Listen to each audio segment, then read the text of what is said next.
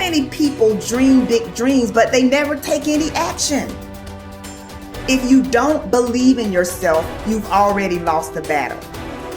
Not believing in yourself is a losing battle because either you won't try at all or you will convince yourself that you can't do it. And when you convince yourself that you can't do it, your results are going to confirm what you believe. So we are afraid to fail. Why? I told you, man. Shouldn't even try it, dude. Just chill out, relax. Why are you so crazy? Why are you so obsessed?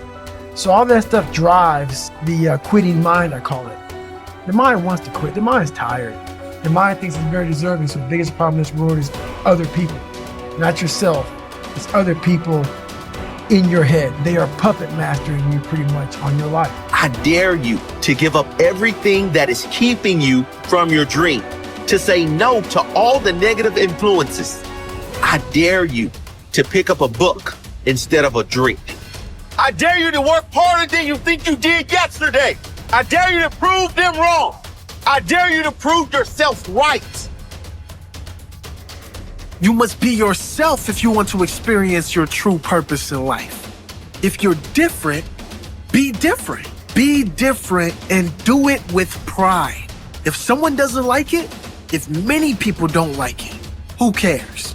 Your life would feel better and richer if you had a goal, you chase that goal, you accomplish some things, and you would get this boost of confidence, you get this boost of self-esteem, like whatever it is that you're into doing. The time has come for you to understand that you cannot depend on the opinions of others. You cannot just trust in the opinions of others. You cannot allow other people to validate you, because you are just who you are. Nobody is going to be like you. You are the author of your autobiography. You write the story of your life. No one can write your financial story. No one can write your spiritual story. No one can write your emotional story but you. The pen has always been in your hand. The pen has always been in your hand. I say write a story that's going to be damn good to read. But don't let yourself be vulnerable to weakness. Don't let weakness consume you. Don't let hopelessness consume you. Be about your business. Understand that you got to keep living and living strong. When nobody's looking, when nobody's watching, when nobody understands the measure of passion that you carry, can you keep going? Don't stop! You're right there! Find something. Find a thing that you genuinely enjoy, because getting good at things you genuinely enjoy is extremely beneficial for young people, because it lets you know that, like, everybody thinks they're a loser. Every young person thinks they're a loser. At least a young person in the situation I was at. Like, I didn't know I wasn't a loser until I started winning, until I started doing martial arts. Martial arts taught me that, like, I could get better at stuff, that I wasn't really a loser. I just was someone who was, like, in a fucked up situation. But you could channel all that energy that you have as a young person into something and get better at it. And then all of a sudden people admired me. I was like, this is crazy. So I went from being someone who was incredibly insecure and basically a failure to someone who was really successful at this one thing that was very dangerous, that other people were scared of. And that gave me immense confidence and also a real understanding of the direct correlation between hard work and success. And kind of understanding that you're not a loser. Right.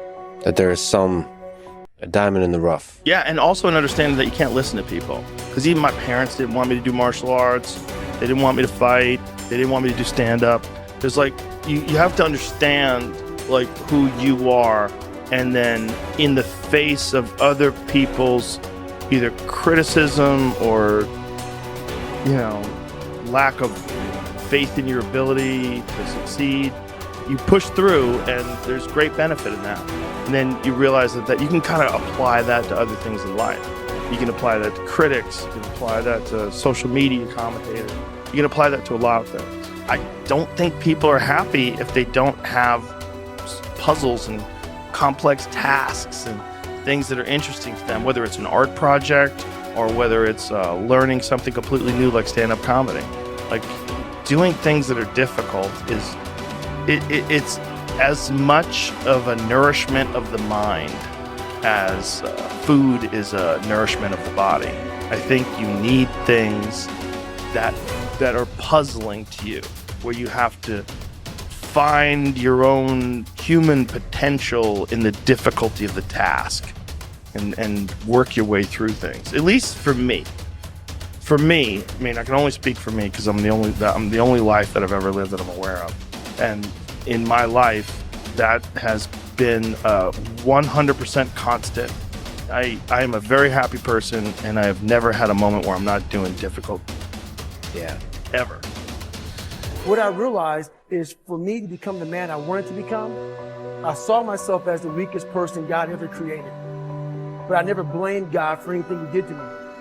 So I wanted to change that to be the hardest man ever created. Am I that? I don't know, but you had to have a goal. And my goal, when I was sitting there, not going to school, being bullied, having no self-esteem, my goal was the only person that's gonna turn this person around is me. The only way I can turn it around is put myself through the worst things possible a human being can ever endure. And that'd be the only way that I can build this brain to handle anything that comes in front of it, callousing my mind through pain and suffering. So we read a bunch of books nowadays. As humans, we want to find out how to be someone else. What we don't do is we don't go inside. So literally turn yourself inside out. Read the book that's like we're writing a book every day for life, but we never read that book. So what I would challenge this young man or young woman to do is you have to look inside of yourself and see what you really want. What are you passionate about? We use these words and these little phrases of only the strong survive and all this other crap. They're all words. I get so tired of hearing people just talking. Like right now, someone may think Goggins is just talking. You don't know me. So when I speak from passion. I speak from experience. I speak from suffering.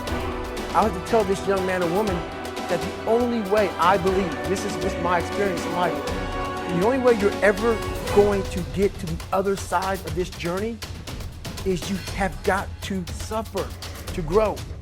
To grow, you must suffer. And some people will get it, some people won't. But they have to see what their journey is to start their journey. Several people live to be 100 years old, and they have great lives, and they have great kids. Their kids go to college and all sorts of stuff. But somewhere in their life, there was a point where they had a decision to make. They can go left or right on this path. Left was the easy route. Right was the hard route. A lot of people take the easy route. And they had a good life that way, but the better life was going to the right side. And you may have 20 years of pain and suffering to get past it, but a lot of us die never truly starting our journey. And I would tell this young person, you gotta start your journey. It may suck, but it will come out the other side where you're coasting. Study the values you admire. You learn values by studying them closely.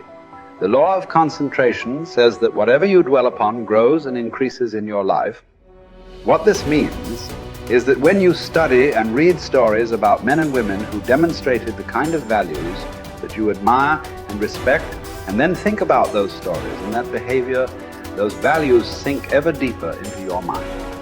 Once these values are programmed into your subconscious, they create a propensity within you to behave consistently with those values when the situation requires them. For example, in military training, soldiers are continually told stories of courage, obedience, discipline, and the importance of supporting their fellow soldiers.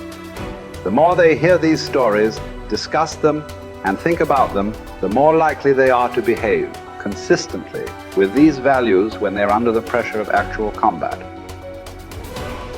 The core virtue of character is truth. Whenever you tell the truth, however inconvenient it may be at the time, you feel better about yourself and you earn the respect of the people around you. One of the highest accolades you can pay another person is to say that he or she always tells the truth. Emulate the people you most admire.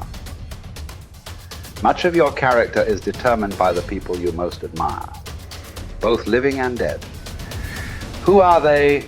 Looking over your life and history, make a list of the people whom you most admire, and next to their names, write out the virtues or values that they most represent to you. If you could spend an afternoon with anyone, living or dead, what one person would you choose? Why would you choose that person? What would you talk about during your afternoon together? What questions would you ask, or what would you want to learn? Consider this as well. Why would that person want to spend an afternoon with you? What are the virtues and values that you have developed that make you a valuable and interesting person? What makes you special? Practice the values you respect. You develop values by practicing them whenever they are called for. As the Roman Stoic philosopher Epictetus said, circumstances do not make the man. They merely reveal him to himself. When a problem occurs, people tend to react automatically based on the highest values that they have developed up to that moment. We develop values by repetition, by behaving consistently with a particular value over and over again until it becomes a habit and locks in so that we come to practice it automatically. Men and women with highly developed characters behave in a manner consistent with their highest values, and they do so without thought or hesitation. There is no question in their minds about whether or not they are doing the right thing.